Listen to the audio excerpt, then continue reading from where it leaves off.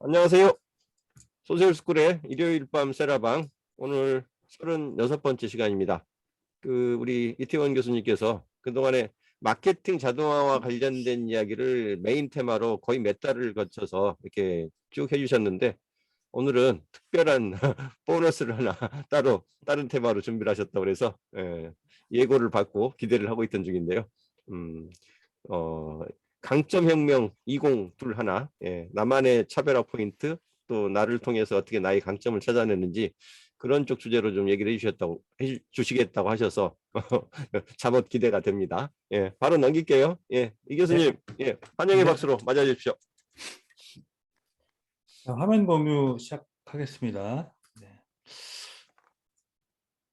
자, 화면 보이시죠? 지금 요거는 혁명은 아니고 이제 동영상 편집하는 서비스예요. 동영상 제작하는 인비도라고 하는 서비스인데 제가 이제 좀 가지고 있는 것들이 너무 많아서 빨리 좀 많이 좀 풀어가지고 이렇게 하려고 그러다가 아직 못 푼 것들이 많아서 지금 풀고 있는데 최근에 그래서 제가 이제 좀 관심 가지고 보는 게 바로 이 서비스입니다. 동영상 편집 제작을 쉽게 하고 이제 유튜브 인트로라든지 여러 가지 영상들을 쉽게 만들 수 있는 서비스인데 제가 요거를 최근에 좀 계속 들여다보면서 준비를 하다가 사실은 이제 오늘 원래 이제 발표할 내용이 요거잖아요. 강점혁명 요 부분인데 요 내용은 제가 최근에 꼭 직장인이 아니더라도 뭐 1인 기업이라든지 전문적으로 활동하시는 분이라도 본인의 이력서 같은 것들은 꾸준히 정리하시잖아요. 그래서 꼭 이력서를 어디 제출하지 않더라도 이력서를 만들어서 업데이트하면서 홈페이지 같은 데다가 올려놓을 수도 있고요. 그러면서 제가 강점혁명이라는 테스트 방법이 있는데 바로 좀 이 책에 한 번쯤은 보셨을 수 있을 거예요. 그래서 이 내용을 제가 예전에 굉장히 했다가 참 유용하다라는 생각을 가졌던 게 2005년이었어요. 2005년도니까 지금 16년 정도 지났네요. 그래서 이번에 다시 테스트를 해보면서 궁금증들이 생기더라고요. 2005년도에 테스트했던 결과와 16년 만에 테스트한 결과는 과연 얼마나 다를까? 거기서 어떻게 뭐를 좀 시사점을 가져야 되나? 그때 제가 테스트를 했을 때 진단을 했을 때 느꼈던 점과 16년이 지난 지금 그것들을 어떻게 활용했으면 좋았을까? 지금은 어떻게 봐야 되나? 이런 생각이 좀 들면서 이 내용들을 지금 좀 소개를 좀 간단하게 좀 해드리려고 합니다. 그래서 오늘 원래는 이제 좀 빨리 좀 주제를 전환을 해서 동영상 제작하고 편집하는 내용 좀 하려고 했는데 공지가 이제 저도 깜짝 있는 사이 공지가 딱 올라왔고 정미영 쌤이 기대됩니다 하시는 바람에 그냥 해야겠다. 네. 어차피 이 내용이 모든 주제에 대해서 이제 전문적으로 제가 이제 진단 전문가는 아니기 때문에 또 이론적인 백그라운드를 가지고 말씀드리기는 조금 어려울 수도 있겠는데 일단 나름대로 이제 제 경험, 저희 해석 이런 내용들을 한번 같이 이야기 나눠보도록 그렇게 하려고 합니다. 오늘 그래서 책 잠깐 보여드렸는데 위대한 나의 발견 강점혁명이라는 이 책을 판매를 합니다. 한 27,000원 정도 27,000~28,000원 정도 판매를 하고 있고요. 28,500원이네요. 해마다 계속 갱신이 돼서 나옵니다. 이 책이. 2021년도에는 7월 한 말쯤에 새로운 책이 나와서 그래서 이 녹색 책, 이 파란색은 아마 이제 작년 책인 것 같고요. 이 녹색 책을 구매를 하시면 될 것 같은데, 저도 이제 녹색 책을 이제 구매를 해가지고 진단도 다시 해보고 했습니다. 그래서 이 내용을 오늘 좀 나눠보려고 하는데요. 우선 바로 이제 들어가기 전에 제가 최근에 본 내용 중에서 좀 뭔가 느낀 내용 봤던 다큐멘터리가 있는데 거기서 좀 느끼는 부분이 있어서 함께 공유하면서 좀 이런저런 편하게 말씀을 좀 드리고 얘기를 나누려고 해요. 자, 두 사람이 비슷하게 생겼죠. 쌍둥이입니다. 예. 마치 거울을 보고 있는 것 같고 이런 용어라는 혹시 데칼코마니라는 단어 들어보셨죠? 데칼코마니는 이렇게 이게 종이에다가 한쪽에다 물감을 묻히고 반으로 접어서 딱 펼치게 되면 똑같이 대칭으로 나오는 모습을 이제 데칼코마니라고도 하고요. 도플갱어라는 얘기도 한번 좀 들어보셨을 거예요. 뭐 어원이 여러 가지가 있긴 하지만 자기하고 똑같은 사람이 다른 사람은 못 보는데 자기만 보이는 사람이 이 세상에 뭐 돌아다니는 걸 도플갱어라고도 하기도 하고, 내가 잠이 들었는데 영혼이 빠져나와서 내 모습을 바라보는 뭐 이런 부분도 도플갱어라고 하더라고요. 여러 가지 뜻이 있는데 그만큼 이제 자기하고 똑같은 사람, 비슷한 사람을 보면 깜짝깜짝 놀라기도 하죠. 저도 이제 예전에 그런 일이 있었는데 여러분들 비슷한 케이스 있지 않았는지 모르겠네요. 잘 하루를 보내고 이제 집으로 돌아가려고 하는데 전화가 와서, 아내한테서 전화가 와서 여보 오늘 저기 어디 뭐 장지동 어디 주공 아파트 단지에서 뭐 하러 갔어? 그래가지고 난 도무지 거기 간 적이 없는데 누가 다 봤대. 그러면 이제 지인이 저랑 똑같이 생긴 사람을 거기서 봐서 돌아다니는 걸 봤다고, 이런 얘기도 좀 들어본 적이 있어요. 그 외에는 저랑 아주 비슷하게 생긴 사람을 그렇게 많이 보지 못했는데 이런 경험은 있죠. 그러니까 누구 친구를 만나면 뭐 예전 젊었을 때이긴 하지만 뭐 소개팅을 했는데 내가 아는 오빠가 너무 똑같이 생겨서 깜짝 놀랐어, 뭐 이런 얘기 들어보기도 하고요. 여러분들은 그런 경험이 얼마나 있을지 모르겠어요. 그런데 지금 이제 제가 설명드리는 이 내용은 다큐멘터리에 나왔던 내용이고, 이따가 뭐 어디에 나왔는지 여러 가지 꿀팁 등등등을 또 설명드리긴 할 텐데요. 다큐멘터리에 나왔던 내용이고 스토리를 좀 간단하게 설명을 좀 드리려고 합니다. 지금 이 쌍둥이죠. 쌍둥이인데 누군가 1961년, 60년, 61년 7월 12일 날 태어난 사람인데 그 사람이 이제 대학교에 입학을 해서 180km 정도 떨어진 대학교에 입학을 해서 이제 학교에 첫 방문해서 갔는데 사람들이 다 아는 체를 한다고 해요. 뭐 왔어? 잘 있었어? 그동안 어떻게 다 아는 척을 하길래 이상하다. 나는 여기 처음이고 첫 방문인데 누가 아는 척을 하지? 두 사람들이 와서 등을 툭툭 치고 가기도 하고 여학생들이 반갑게 아는 척 하기도 해서 도대체 무슨 일인가 싶어서 자기에게 배정된 이제 기숙사로 딱 들어갔는데 룸메이트가 그런 얘기를 했다고 해요. 딱 보면서 이렇게 뚫어지게 보면서 이름이 뭐냐고 물어요. 자기 이름을 얘기했겠죠. 그러니까 생년월일이 언제냐고. 혹시 생년월일이 61년 7월 12일생 아니야? 맞다 그러죠. 혹시 입양되지 않았어? 네, 입양됐어요. 혹시 어디 기관에서 입양된 거 아니야? 맞다고 그러니까 내가 너랑 똑같이 생긴 입양된 사람을 아는데 잠깐 빨리 따라 나오라고 해서 공중전화해 가지고 전화를 거는 거예요. 그래서 그 에디라는 친구한테 전화를 걸어서 야 지금 너희 그 쌍둥이일지도 모르는 사람이 지금 있으니까 전화 통화 한번 해봐라 가지고 통화를 했는데 자기하고 똑같은 목소리를 가진 사람이 거기서 나온 거죠. 그래가지고 신기해가지고 이 신문사를 찾아가가지고 이런 사실을 알리니까 신문에 대서특필하게 나왔다고 합니다. 자, 그런데 이제 그 다음 장을 보시면 실제로 이 사람은 이 셋쌍둥이였던 거예요. 셋쌍둥이인데 닮았죠? 양쪽 끝에가 좀 더 닮은 것 같긴 하지만 이제 에디하고 이제 바비가 그렇게 해서 학교에서 만났어요. 만나가지고 신문에 대서특필해가지고 나왔는데 갑자기 그 신문을 본 어떤 사람이 깜짝 놀란 거죠.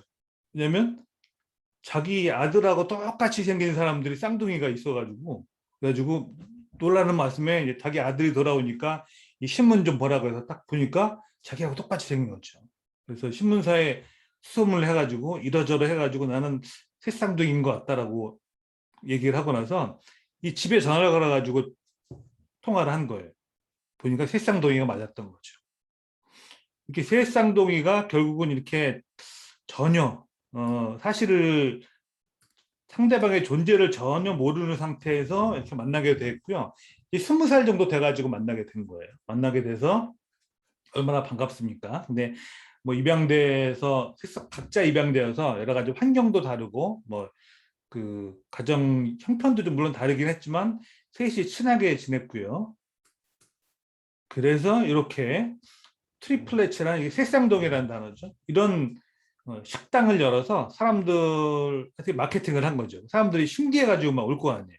그래서 사람들이 와서 방문하게 되면 이제 서빙도 하고 이렇게 첫 해 매출만 이때가 93년도네요. 첫 해 매출이 이제 100만 달러가 넘었을 정도로 엄청나게 성공을 거두면서 잘 살았다고 합니다. 자, 이렇게 해서 해피엔딩으로 끝나면 모르겠는데 그러다가 이런 저널리스트이자 저자가 그 쌍둥이가 자신도 모르는 그러니까 쌍둥이가 이제 각자 입양된 상태에서 서로 어떻게 자라왔는지에 대해서 뭐 궁금한 부분이 있어서 그런 부분을 그럼 여러 가지 조사하고 찾아내기 위해서 여러 가지 논문을 검색하던 결과 놀라운 사실을 발견한 거죠. 그러면 자 이렇게 되는 거예요. 이 새쌍둥이는 한 병원에서 태어났는데 이 새쌍둥이의 생모는 이제 프롬이라고 하나요? 그 고등학교 졸업할 때 하는 무슨 댄스 파티 같은 거.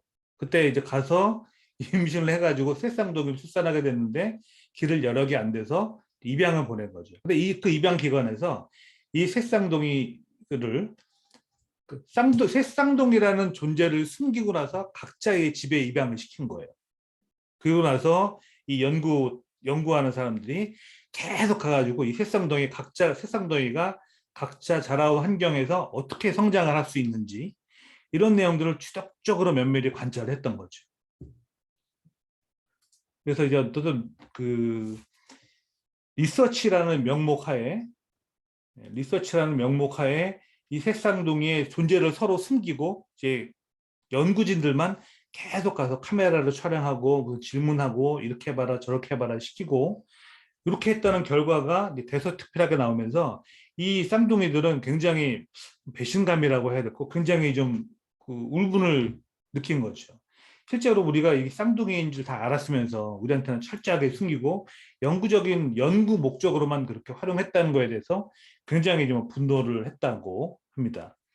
그리고 나서 얼마 후에 그 쌍둥이뿐만이 아니라 다른 여러 쌍둥이들도 실제적으로 이렇게 여러 가지 연구진만 아는 상태에서 각자 서로의 존재를 모르는 상태에서 살아왔다가 우연한 기회에 이렇게 만나는 케이스가 조금씩 생겼다고 합니다.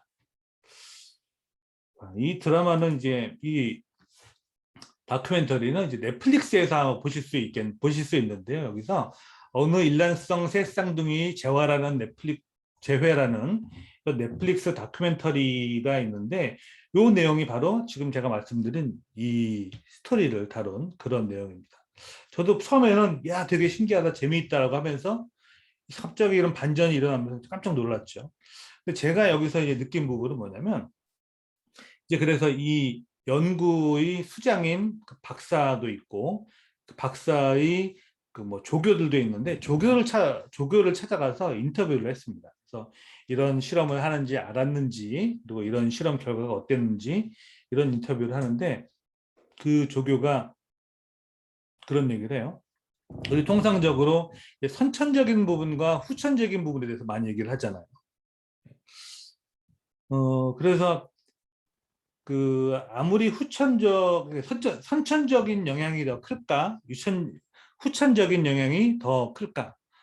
선천적인 것과 후천적인 것이 얼마나 더 어떤 부분이 더 영향을 많이 미칠까? 이런 부분에 대해서 이제 그 연구를 한 거죠. 여러분들은 또 어떻게 보세요? 선천적인 것 그리고 후천적인 것 어떤 게 그 사람의 삶에 더 영향을 많이 미칠까 한번 해볼까요? 선천적인 것이 영향을 더 많이 미친다. 1번 그러니까 좀 채팅창에서 1번 후천적인 것이 많이 미치겠다. 2번 한번 여러분 의견 한번 구해볼까요? 네, 2번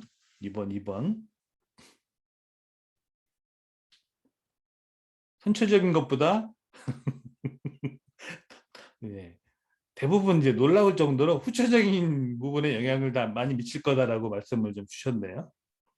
물론 이게 정답은 없겠죠. 선천적인 게 운명을 좌우한다. 뭐 또는 후천적인 노력으로 모든 것을 극복할 수 있다. 100% 이렇게 딱 말할 수는 없겠지만 이렇게 딱 뭐라고 딱 지어서 말할 수는 없겠지만 어쨌든 이게 선천적인 부분이 굉장히 큰 영향을 미치는 거는 사실 좀 부인할 수는 없을 겁니다. 그래서 우리 뭐 이런 사례도 또 자기 개발 스토리에도 많이 나오잖아요. 어떤 그 알코올 중독자의 아들이 둘이 있었는데 그 중에 한 아들은 큰 형은 이제 알코올 중독자가 되고 둘째 아들은 훌륭한 의사가 되었다고 해요. 그래서 찾아가서 물어봤다고 합니다. 큰 아들한테 물어가서 당신 왜 이렇게 알코올 중독자가 됐냐라고 물어보니까 자, 우리 아버지가 알코올 중독자인데 내가 뭐가 될 수 있었겠냐. 나도 뭐 똑같이 알코올 중독자밖에 더 됐겠느냐라고 말했고 둘째 아들은 자, 우리 아버지가 알코올 중독자여서 그 모습을 내가 그렇게 지켜봤는데 내가 알코올 중독자가 과연 될 수 있었겠느냐. 난 열심히 공부해가지고 의사가 됐다라고 말을 한다고 해요. 그래서 보는 관점에 따라서 물론 좀 다를 수는 있겠지만 선천적인 후천적인 요인이 뭐 하나가 나머지를 완전히 지배한다라고 말할 수는 없겠지만 근데 이제 여기서 이제 연구진들의 얘기는 선천적인 부분이 굉장히 많은 부분을 정말 좌우하더라. 우리가 보고 놀랄 만큼 많이 좌우하더라라는 의견들을 좀 피력을 좀 했더라고요. 그래서 이 세 쌍둥이가 각자 다른 환경에서 나왔는데 셋 다 레슬링을 했었고요. 나중에 커가면서 셋 다 무슨 어떤 쌍둥이지만 서로 몰랐지만 문해 편집부 같은 데서 좀 일을 하게 됐었고 정말 우연이라고 볼 수 없을 정도로 이제 그런 그 선천적인 부분에 의해서 굉장히 그 사람의 행동 패턴들을 많이 좌우한 것을 좀 확인할 수 있었다고 합니다. 우리도 실제적으로 많이 보잖아요. 이제 우리 여러분들 자녀가 있으신 분들은 애들이 앉아가지고 뭐 자고 있거나 이런 모습을 보면 어떻게 이렇게 똑같은지 이런 것도 많이 보실 수 있겠고요. 또 자녀들이 이제 가르쳐주지 않았는데도 하는 행동들을 보면서 도대체 제가 저걸 어디서 배웠을까? 하지만 이제 부모들이 하는 행동을 그대로 따라하는 경우도 많이 보고 있죠. 넌 도대체 쟤는 누구를 닮아서 이럴까라고 얘기를 하지만 여러분들 다 아시잖아요. 저도 알고 누구를 닮아서 그런지 다 이제 부모를 닮아서 이제 그런 거죠. 그런 유전적인 부분이 굉장히 좀 큰 것 같습니다. 자, 그래서 뭐 이 대부분 이제 선천적인 기질, 성향, 이런 취향 이런 부분들은 어쨌든 좀 무시할 수 없을 정도로 그 사람의 인격 형성이나 그 사람의 습관, 행동을 결정하는데 매우 이제 큰 영향을 미치고요.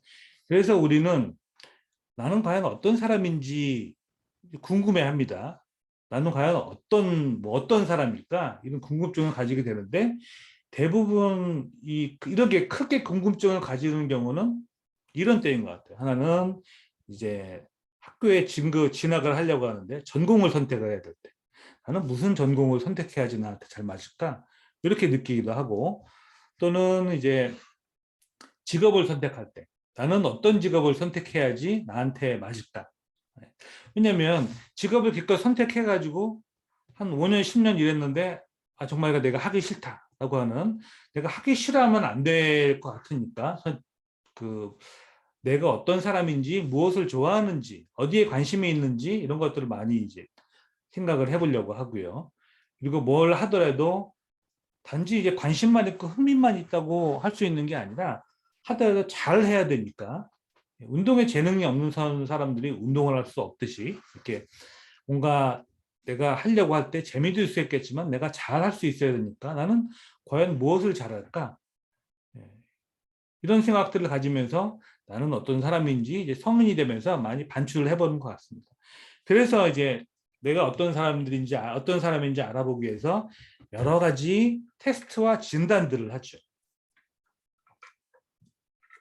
대표적으로 어떤 사람의 성향을 규정할 때 뭐를 많이 보시나요? 요거 많이 보시죠, 이거.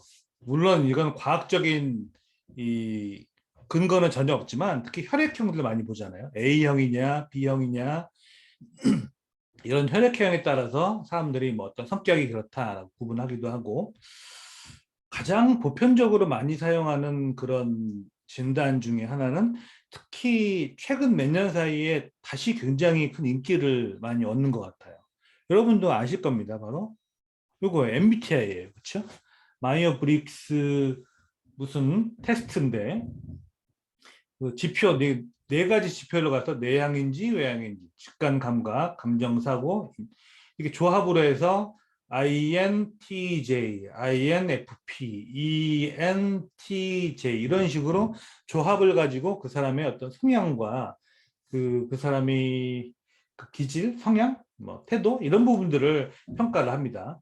그래서 나는 진단을 해서 판단을 해서 어떤 형인지 찾아서 내가 어떻게 무엇을 좀 더 발전을 시켜야겠구나 이렇게 좀 해보는 경우가 맞는 것 같아요.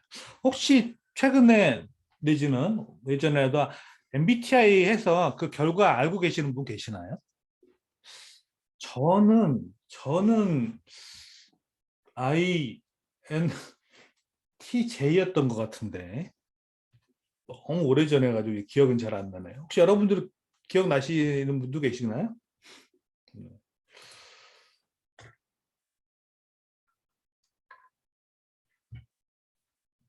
대표적으로 보편적으로 많이 사용하긴 하는데 이 진단의 조금 아쉬운 부분들은, 네. 최 교수님이 ENFP요. ENFP는 스파크형, 열정적으로 새로운 관계를 만드는 사람들이라고 하군요. 네. 이 MBTI가 물론 이제 여러 가지 잘 맞는 부분도 있지만 조금 그 신뢰도 측면에서 약간 아쉬움을 제기하는 부분들은 뭐냐면, 이렇게 진단을 해서 결과로 나타나는 내용이 한계일 수밖에 없는데 정말 내가 그런지, 내가 그렇게 되고 싶은지 이런 것들이 머릿속에서 굉장히 혼재해 있는 경우가 많습니다. 성인 같은 경우는. 그래서 내가 예를 들어서 굉장히 내향적인데 내가 내향적이면 안 되니까 그 내 직업이 외향적인 직업이니까 많은 사람들을 만나서 활발하게 활동을 해야 돼. 그래서 막 외향적으로 활동을 하다 보니 자기도 모르게 이제 세뇌가 돼서 또 진단을 할 때 외향적으로 간다든지 이런 부분 때문에 예를 들어서 테스트를 하고 진단을 하고 그리고 시간이 조금 후에 다시 진단을 했을 때 과연 그 결과가 어느 정도 일치하느냐, 신뢰도를 보면 MBTI는 조금 아쉬운 부분이 있다라고 얘기를 하는 분들이 많이 있습니다. 대부분 이렇게 혈액형은 그냥 재미삼아 보는 거고요. 네. MBTI를 많이 우리는 최근 들어서 많이 하고요. 김여경 쌤이 말씀하신, 네, 이제 사상 체질. 우리나라에서는 그거 많이 하죠. 이 사상 체질하고 이제 비슷한 부분이 바로 이 왼쪽에 있는 디스크 특정이 있어요. 디스크는 그러니까 D부터 하면 주도형, 사교형, 신중형, 안정형 어떤 성향인지라고 볼 수 있는데, 뭐 딱 100% 일치하는 건 아니지만 대략적으로 이 주도형 성향을 가진 사람이 우리나라 이제 음양 사상에 보면 태양인에 가깝고요. 사교형 같은 경우는 그 소양인, 신중형은 그 뭐죠? 소음인, 안정형은 태음인 이렇게 본다고 합니다. 그렇게 보면 얼추 비슷한데 주도적인지 사교적인지, 신중한지 안정형인지 상대가 약간 반대되는 측면들이 있어요. 굉장히 주도적으로 활동적으로 한 게 위에 있는 D하고 I는 외향적인 성향들이고요. 주도적이냐 사교적이냐. 그리고 아래에 있는 그 C, S 같은 경우는 C는 좀 더 신중하면서 이게 세밀하고 좀 집요하게 파고드는 부분을 신중형이라고 하고, 안정형 같은 경우는 뭐랄까 좀 이제 일단 체형으로 보면 체형도 좀 있으면서 사람들에게 안정적으로 그 믿음직스럽게 보이는 부분, 이런 부분들을 이제 S라고 하는데요. 근데 디스크는 이렇게 나는 D형이다, I형이다 이렇게 따지는 게 아니라 본인에게 D, I, C, S의 기질이 어느 정도 많이 있는지에 따라서, 예를 들어서 나는 DI형, 완전 이제 D형 또는 DI형, 뭐 DC 또는 약간 모순은 있겠지만 이게 DS형, IS, IC 이런 식으로 결정을 하기도 합니다. 저 같은 경우는 예전에 봤을 때 주로 이제 CS 그리고 C가 좀 많은 뭐 CS형이었던 것 같아요. 사상 체제라고 좀 똑같지는 않지만 비슷한 형리. 이건 간단하게 사람의 기질을 측정하는데 설문으로 측정을 하고 예전 한때는 이렇게 오링 테스트 이런 거 아시나요? 이렇게 오링 테스트 해가지고 떼가지고 뭐가 잘 떼어지느냐 안 떼어지는지 가지고 측정을 하는데요. 이런 측정 방법도 있고 또 이제 취업을 하려고 하는 젊은 청년들 같은 경우는 특히 오른쪽에 보시는 스트롱 테스트를 많이 봅니다. 스트롱 직업 흥미도 검사이죠. 그래서 현장형, 탐구형, 예술형, 사회형, 진취형, 사무형 여러 가지 이 6가지 형들이 있는데 저도 예전에 했는데 평가를 하게 되면 아마 3개 정도 우선순위가 높은 거 3개 정도를 보여주면서 그래서 당신에게 가장 적합한 직업은 무엇이다 이렇게 측정을 해주는 거예요. 이 스트롱 직업 흥미도 검사의 가장 큰 특징은 흥미도거든요. 흥미도. 근데 어떤 부분에 흥미가 많은지 그러니까 그 특정 직업군에 있는 사람들에게 측정을 했는데 특정 직업군에 있는 사람들이 어떤 부분에 흥미가 많은지를 조사를 해가지고 그걸 진단으로 만들어낸 거죠. 그래서 어떤 부분에 흥미가 많은지를 조합을 하면 그 사람이 어떤 직업을 가지면 만족스럽게 잘할 수 있다라고 측정을 해주는 게 이 스트롱 검사형인데 기본적으로 흥미를 기반으로 한다는 점에서 조금 다릅니다. 자, 그리고 이제 오늘 이런 여러 가지 측정법들이 있죠. 그 MBTI, 대표적으로 MBTI, 디스크, 스트롱 이런 측정 방법도 있고 또 이제 최근 들어서 최근은 아니고 꽤 됐죠. 시간은 됐는데 강점혁명, 스트렝스 파인더라는 부분도 자기계발 관련해서 관심을 많이 가지신 분들은 아마 책을 한 번쯤은 구매해 보셔가지고 진단을 해보셨을 수도 있을 것 같아요. 저는 2005년도에 그때 자기계발 쪽에 코칭 쪽에 관심이 많아가지고 그때 이제 한창 그런 거 많이 했거든요. 이제 이런 테스트 진단 같은 것도 많이 하고 제가 이제 이메일로 결과를 뒤져보니까 한참 많이 봤던 게 2009년도예요. 2009년도에 MBTI 양성 과정 이런 것도 이제 수강을 했었고 스트롱 양성 과정 이런 것도 수강을 하다가 끝까지 좀 가지는 못했던 기억이 납니다. 2005년부터 9년 사이에 특히 이제 코칭 쪽으로 많이 관심을 가졌었고 이제 코칭 펌 중에 하나인 아시아 코치 센터에도 잠깐 몇 개월 스태프로 일도 했었고요. 그러다가 2010년도에 잠깐 이건 개인적인 얘기입니다만 2010년도에 이런 코칭보다는 저는 전공이 컴퓨터 공학이다 보니까 다양한 서비스, 다양한 툴들을 어떻게 활용을 해서 자기 브랜드를 만들어 나가고 마케팅에 활용할 것인지 하는 부분에 이제 꽂혀서 그때 이제 블로그, 페이스북 이런 거에 꽂혀가지고 그때부터 이쪽 세계로 다시 접어들게 되었습니다. 그런 히스토리가 있고요. 그래서 그 강점혁명은 계속 해마다 이제 책이 업데이트가 되는데 기본적인 내용들은 다 같더라고요. 자, 혹시 그러면 이 강점혁명 진단 혹시 받아보신 분 계신가요? 혹시? 안 계신 것 같죠? 네. 이 강점 간단하게 좀 설명을 드리면 강점혁명은 갤럽에서 주관하는 거예요. 갤럽이 아시다시피 많은 통계로 유명하잖아요. 그 서베이 조사로 유명하죠. 갤럽에서 다음에 갤럽에서 이렇게 사람들의 어떤 습성, 기질 그리고 어떤 부분에 그 탁월한지 이런 부분들을 진단으로 검사를 해서 그 사람에게 가장 잘 만든 그 사람이 타고난 재능, 스트렝스니까 강점이죠, 강점. 장점하고는 좀 다르겠지만 그 사람의 강점을 찾아주는 그런 진단을 지금 꽤 오랫동안 해오고 있습니다. 몇 년이냐면 그렇죠. 오랫동안 개발을 했는데 이 원래는 이제 스트렝스 파인더라고 했는데 2002이 진단을 개발한 분이 돌아가시면서 그분의 업적을 기리기 위해서 그분이 이름이 그 도널드 클리프턴이라는 분이어서 클리프턴 스트렝스라고 뭐 이름을 좀 바꾸기로 했는데 그래도 많이 이제 강점혁명 갤럽에서 나온 스트렝스 파인더라는 이름으로 많이 이제 사람들에게 알려져 있습니다.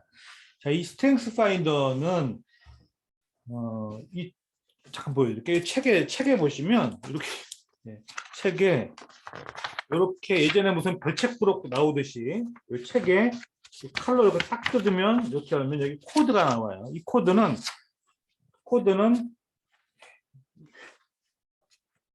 뭐이네? 이 코드는 한 번만 딱 사용하고 재활용할 수 없고 한 번만 활용하면 그냥 끝나는 거예요. 진단을 하는데 인터넷에 갤럽 여기 나오는 곳에 접속을 해서 시간은 한 20분 정도 걸리고요. 그래서 조사를 어떤 식으로 하냐면 자 이제 왼쪽부터 오른쪽 1, 2, 3, 4, 5가 나면서 나는 집중을 잘하는 잘하는 편이다. 그리고 나는 뭐 하는 편이다라고 해서 어느 쪽에 더 가까운지를 보고 이렇게 체크를 하게 되면 그것들을 모아가지고 결과를 보여줍니다.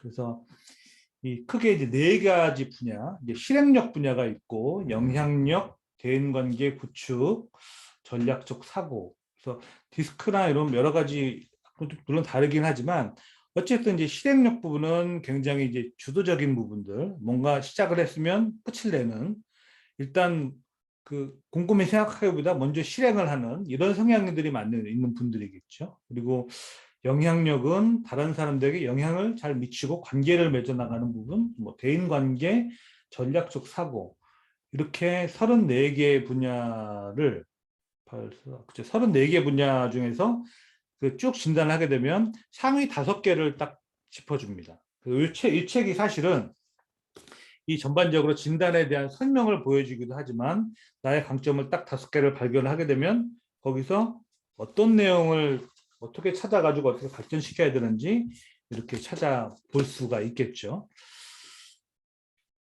그래서 제가 2004년도에 점검을 했던 결과를 한번 살짝 보여드려 볼까요? 그때는 상위 5개가 이렇게 나왔습니다.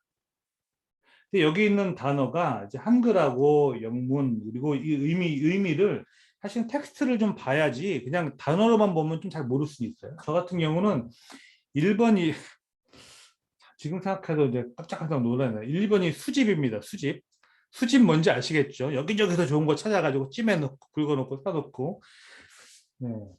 그리고 지적 사고는 인텔렉트 생각을 많이 하는 거죠. 생각을 많이 하고 그 사고를 많이 하는 거고요. 세 번째는 분석력, 끊임없이 분석하는 거. 네 번째는 지속적으로 뭔가를 배우는 것들. 그리고 5번째는 이 하모니. 하모니는 다른 사람들과 조화로움을 추구하는 게 하모니이기는 하지만 또 약간 다른 쪽으로 보면 이 하모니라는 것은 다른 사람에게 싫은 얘기를 그렇게 잘 못하는, 뭐 거절을 잘 못하는 이런 것도 또 하모니라고 볼 수도 있어요. 보면 이제 놀랍게도 참 한쪽으로 이렇게 모여 있네요. 점은 이렇게 실행력, 영향력 이건 하나도 없고 이쪽에 맨 이쪽에 4가지가 다 모여 있고 이제 하나 이렇게 5번째이고 5번째도 이렇게 와 있더라고요. 네, 그렇습니다. 네. 그리고 이제 2021년도 정확히 말하면 지난주 초인가요? 네, 한 열흘 정도 된 거예요. 그때 이제 테스트를 해봤을 때 나온 결과는 자 이렇습니다. 이렇게 나왔어요. 겹치는 부분도 있고 다른 부분도 있는데 회고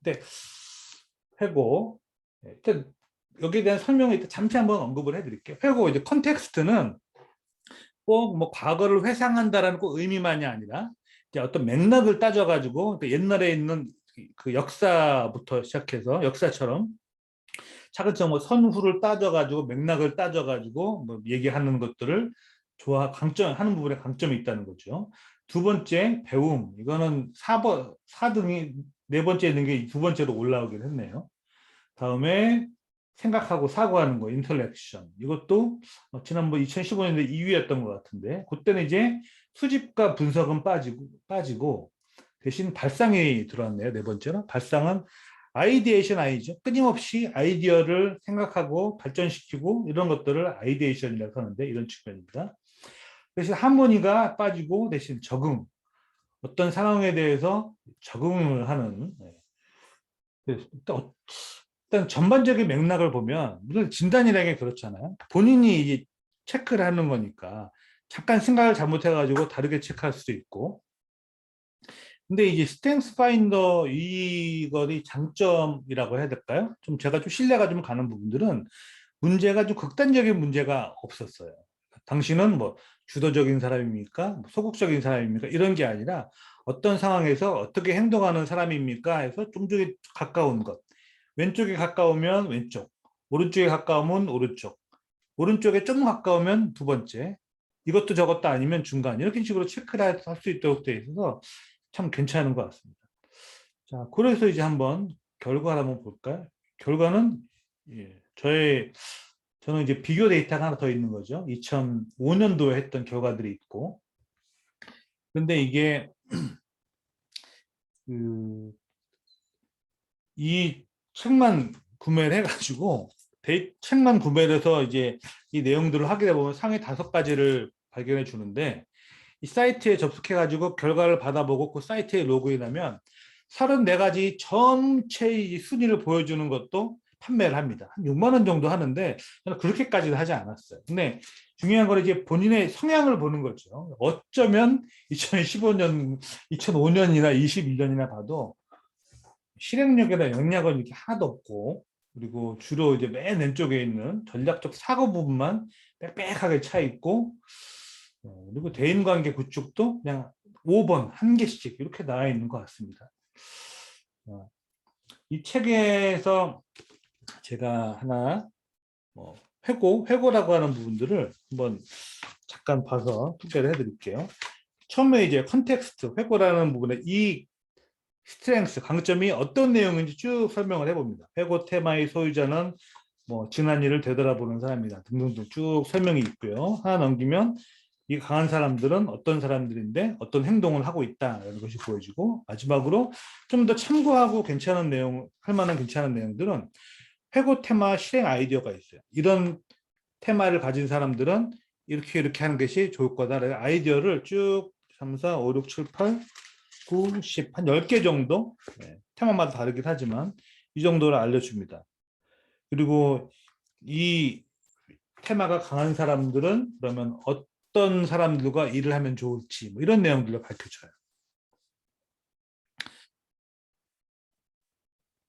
그렇죠. 아무래도 많이 그런 것 같아요. 대부분 최 교수님이 이제 말씀 주셨는데 카테고리가 크게 뭐 어떤 성향들이잖아요. 그래서 골고루 실행력도 조금 여기도 조금 이렇게 있기보다는 사실 어느 쪽으로 치우치는 게 좀 일반적인 것 같아요. 자, 거기서 이제 아이디어들 중에서 제가 좀 와닿는 것들을 좀 생각을 해보면 이렇게 와닿더라고요. 컨텍스트, 이제 회고 부분은 여기서 뭐라고 추천해 주냐면 사례 연구를 활용해서 수업을 하자. 그러니까 어떤 뭔가 수업을 하거나 강의를 하거나 할 때 그 전반적인 히스토리, 역사, 맥락 이런 것들을 잘 설명을 하려면 하는 게 강점이 있으니 사례 연구를 활용해서 수업을 준비하자. 이렇게 추천을 해주고요. 다음에 이제 배운 부분은 뭔가를 배울 때 어떤 수업이든지 기능이든지 뭔가를 배울 때 최선의 학습 방법이 뭔지 정리해서 그것들을 사람들에게 알려줘라. 그러니까 온라인 강좌나 이런 것들을 만드는 데는 꽤 도움이 될 것 같죠. 그리고 기술이나 규정 꾸준히 변화무쌍한 이런 직업 분야에서 직업을 가지는 게 좋겠다. 지적 사고 같은 경우는 뭐 아이디어도 적어보고 글도 꾸준히 쓰고, 발상을 하는 경우는 뭐 이런 직업이 좋고, 금방 실증을 내니까 작은 변화를 꾸준히 가져쓰면 도움이 될 거다라고 여러 가지 방안들이 나와서 꽤 참고로 이렇게 해볼 만한 것 같습니다. 자, 그런데 이제 저는 이제 보면서 이게 스트렝스는 강점이잖아요. 강점은 사실 장점은 아니거든요. 어떤 성향이 깊이 있게 이제 발현된다는 거지. 분석을 잘한다는, 예를 들어서 분석을 잘한다든지 또는 뭔가 배운다는 게 이 자체가 장점은 아니고 어떻게 보면 강점인 거예요. 그런 성향이 자연스럽게 발현된다는 거죠. 저도 깜짝깜짝 놀랐는데 지금도 제가 이제 온라인 강좌 여기저기서 좀 찜해놓고 수강하고 이런 것들이 굉장히 좀 많이 있는 편이거든요. 그런 거 보면서 다시 한번 제 기질이나 이런 것도 느끼게 됐고, 지속적으로 마인드맵에서 제가 생각하는 것들 정리하고 꾸리는 것들, 그런 것들도 막 이런 성향이 굉장히 좀 많이 있는 것 같아요. 그런데 이제 여기서 이 스트렝스 파인더, 여기서 위대한 나의 발견, 강점 혁명이라는 이 책에서는 이렇게 얘기합니다. 예를 들어서 골프 선수가 드라이브 샷을 굉장히 잘 날려가지고 거의 뭐 이제 한 200 엄청난 거리만큼 샷을 잘 날리는데 그 그린 위에서 퍼팅을 잘 못한다고 계속 안 되는 것만 잘해보고자 퍼팅을 계속 하게 되면 그 사람의 장점이 발휘될 수가 없다. 그러니까 자기가 못하는 것은, 자기가 약한 부분들은 어느 정도만 조금 바치고 자기가 잘하는 강점 분야에 집중해서 거기에서 탁월함을 보이는 게 훨씬 더 나은 방향이다라고 이 책에서도 말을 하고 있는데, 저는 장단점은 있는데 그 측면도 굉장히 공감도 갑니다. 그래서 자신의 강점 부분, 예를 들어서 여기 제가 있는 그 특히 이제 전략적 사고 관련된 쪽에 있는 강점을 잘 키우는 부분도 굉장히 도움이 되지만, 그런데 이게 이 적용 방안에서는 좀 다른 생각을 좀 해볼 필요도 있고, 저는 다른 생각이 들더라고요. 어떤 조직에서 나를 서포트해 줄 수 있거나 나를 보완해 줄 수 있는 사람이 함께 있는 경우는 사실 어느 정도 믹스가 되어 있는 게 좋겠죠. 그러니까 예를 들어서 제가 전략적 사고에 굉장히 그 강점이 있다면 제 뭐 사수, 뭐 또 동료, 제 부하 직원이 굉장히 큰 실행력을 가진 사람이 함께 있으면 굉장히 시너지가 나서 큰 힘을 발휘할 수 있는 거죠.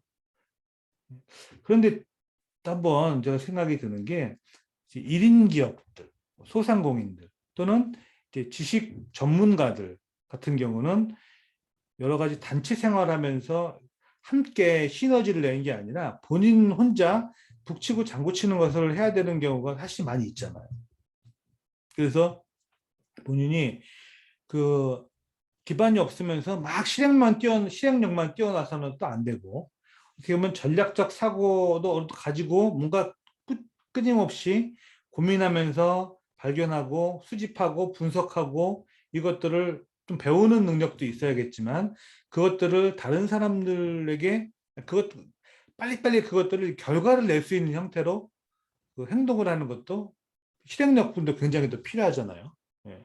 그리고 어떤 영향력, 다른 사람들과 이제 커뮤니케이션하고 좀 사교성을 가지고 이렇게 하는 부분들, 이런 부분들도 굉장히 필요한데, 이 부분이 모자란다면 너무 이제 많이 담아만 두고 있다가 다른 사람들에게 좀 많이 펼치지 못하는 케이스가 많이 발생할 수 있지 않을까, 이런 생각이 들더라고요. 그래서 저 같은 경우는 이 케이스를 보면서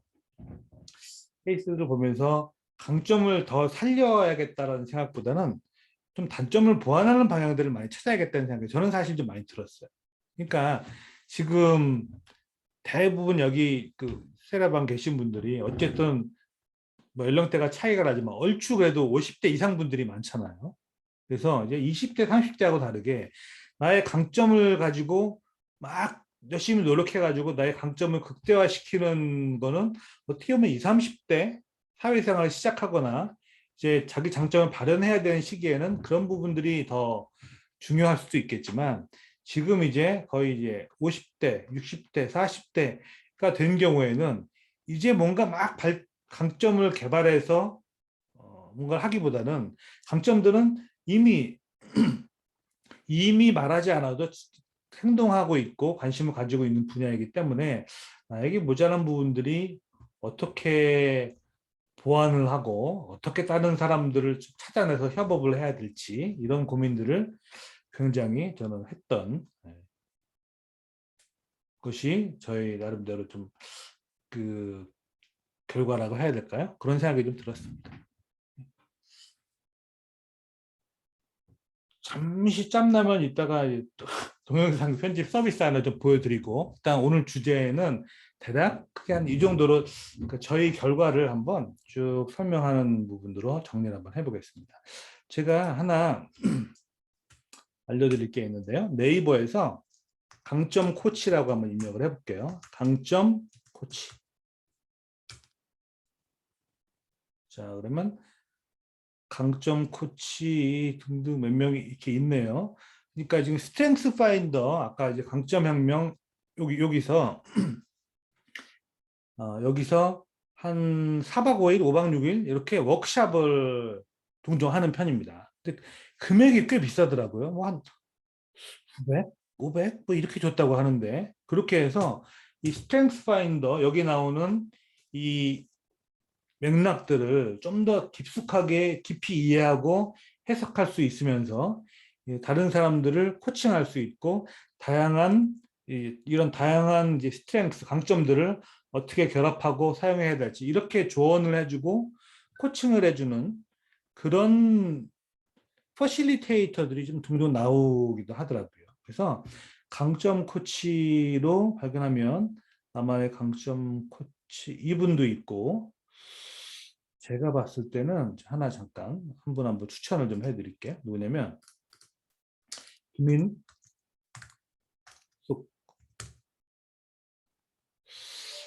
이름을 까먹었네.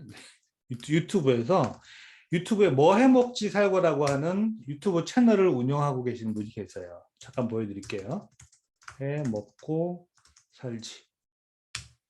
이 부분도 이제 1인 기업이고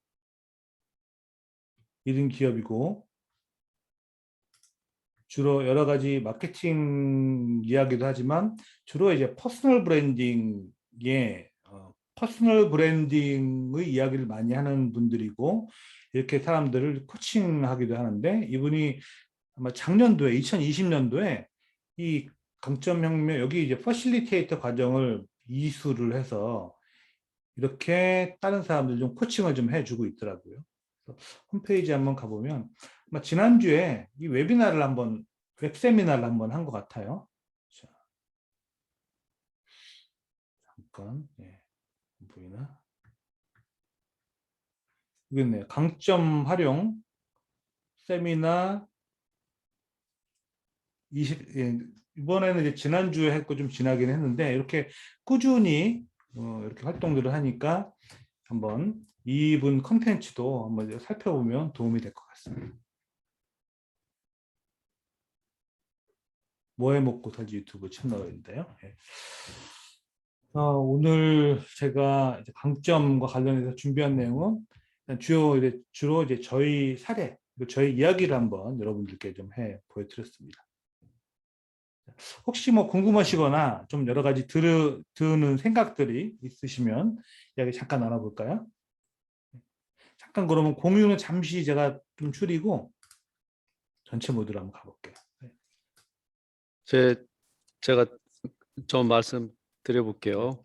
네, 그 보통은 이제 저는 이제 대학 일자리 본부장 맡고 있으면서 학생들이 MBTI를 많이 하잖아요. 그러면서 자기 직종이나 자기 직무 선택하는데 가장 많이 쓰는데, 그 디스크는 뭐 4개밖에 안 나오고 MBT는 다양하게 나오는데, 사실 그게 직종이나 직무를 선택하는데 별 도움이 안 되거든요.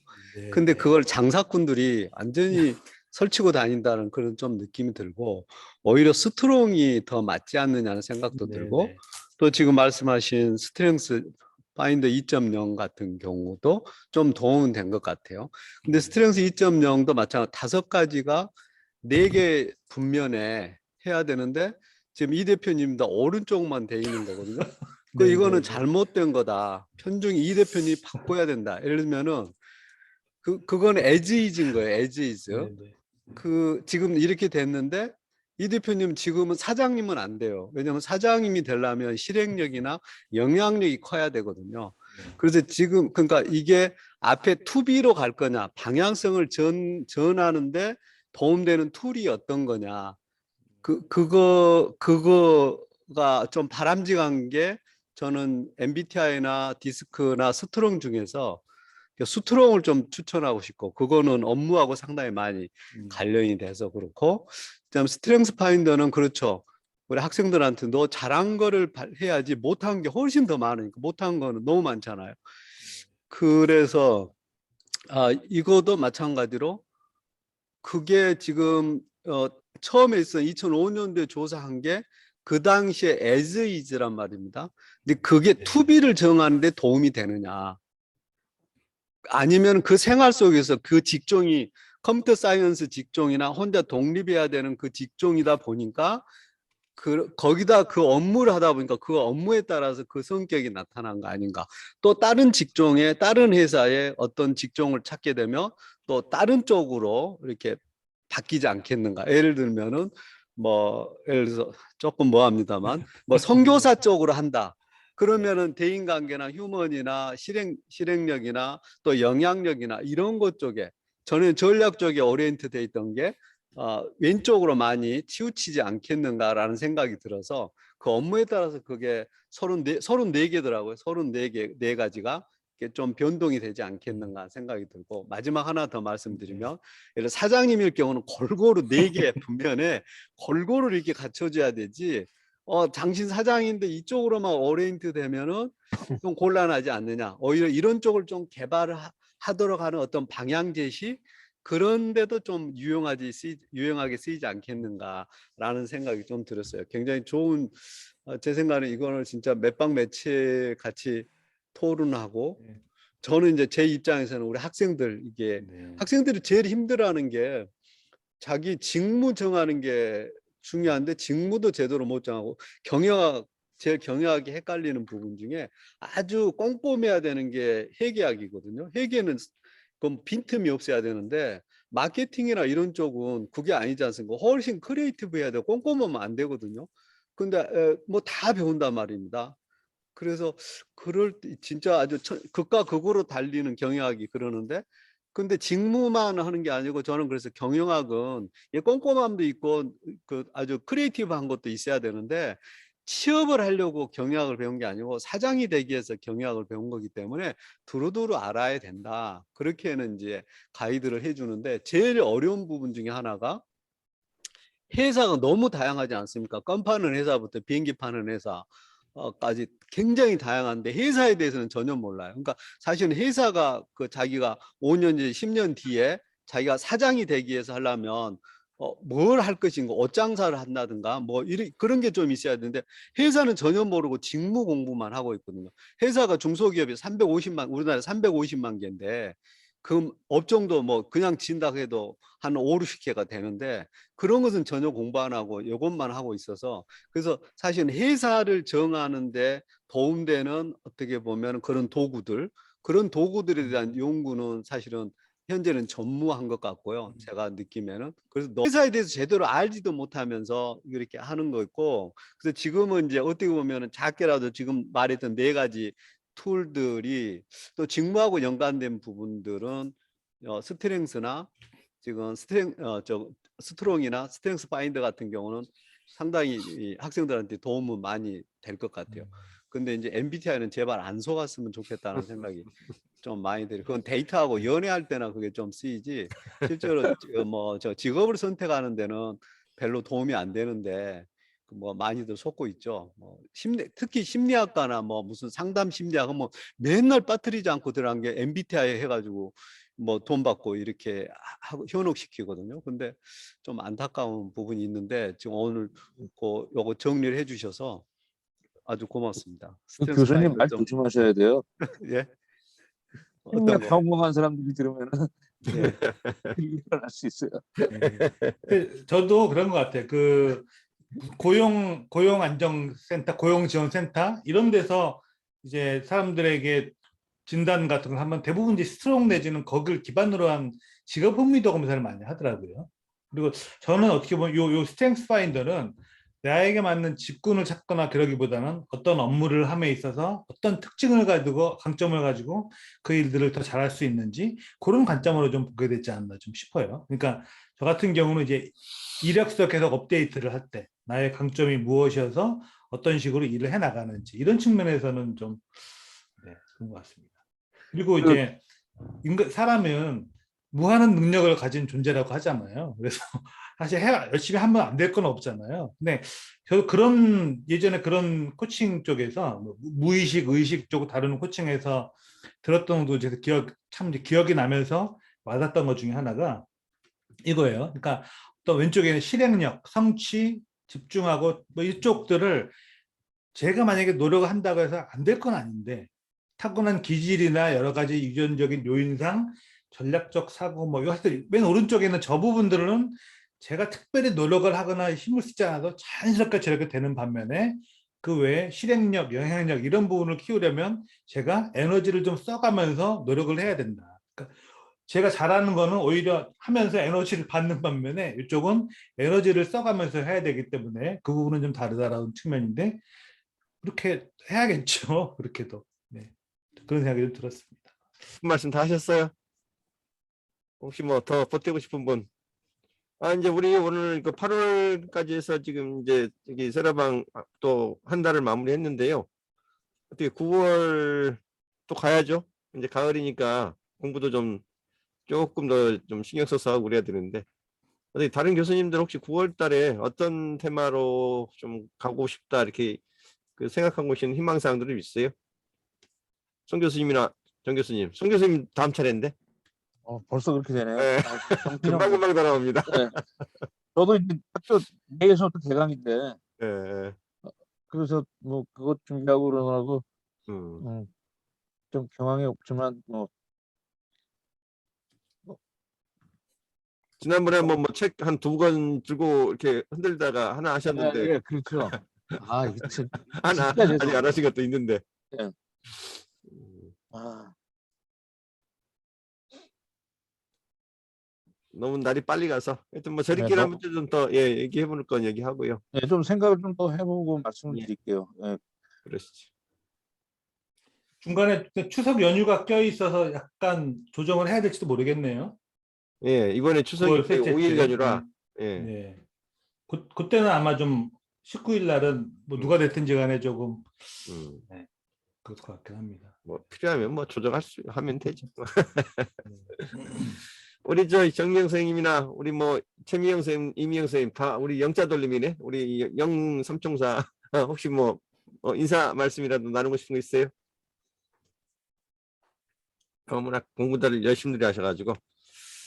자, 그러면 오늘 우리 이 교수님 오랜만에 좀 이렇게 편하게 그 우리 내면의 어떤 그 강점들을 그 뭐 진단해보고 또 표출해보는 그런 테마로 좀 다뤄봤는데요. 9월 맞으면 조금 더 실무적인 얘기도 좀 해봐야 되지 않을까 싶긴 해요. 각자 우리 교수님들 그 테마들 정해가지고 잡히면 다시 사전 공지하겠고요. 8월 뭐 이틀밖에 안 남았으니까요. 마무리 잘 하시고 다음 주 일요일에 또 뵙도록 하겠습니다. 송 교수님 거는 주제 확정되는 대로 예, 예, 제가 짧은 시간 안에 정해가지고 예, 말씀드릴게요. 주시면 제가 또 따로 공지 남기도록 예, 하겠습니다. 자, 편안한 밤들 되시고요. 일요일 잘 마무리하십시오. 예, 예, 수고하셨습니다. 수고하셨습니다. 예. 예, 시간 내주셔서 고맙습니다. 예, 미팅은 종료할게요. 예.